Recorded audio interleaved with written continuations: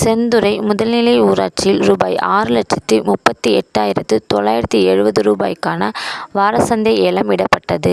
அரியலூர் மாவட்டம் செந்துறை முதல்நிலை ஊராட்சியில் 2025 முதல் 2026ஆம் ஆண்டுக்கான வாரச்சந்தை ஏலம் விடப்பட்டது. செந்துறை ஊராட்சி ஒன்றியத்தின் மண்டல துணை வட்டார வளர்ச்சி தனி அலுவலர் வெங்கடாச்சலம் தலைமையில் ஊராட்சி செயலாளர் ரவி ஏற்பாட்டில் வாரச்சந்தை ஏலம் விட அறிவிப்பு வெளியிடப்பட்டது.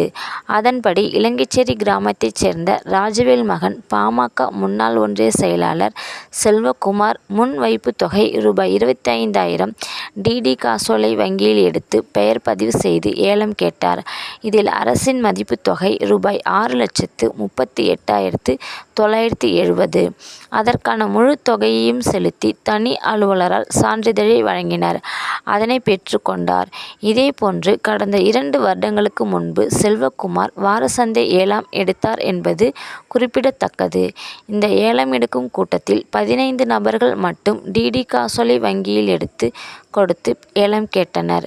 பின்னர் அனைவரும் ஆலோசித்து செல்வகுமார் என்பவருக்கு ஏலம் உறுதி செய்யப்பட்டு முழு தொகையையும் கட்டி ஏலம் எடுத்துக் கொண்டார்.